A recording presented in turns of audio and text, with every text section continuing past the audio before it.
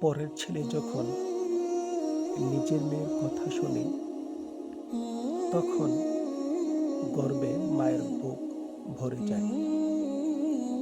আর নিজের ছেলে যখন বউয়ের কথা শোনে, তখন তা সহ্য হয় না। তখন ছেলে অমানুষ, আর বউটা ভালো না। এটাই বাস্তব সমাজ। এ সমাজে আপনি কাকে দোষ দিবেন?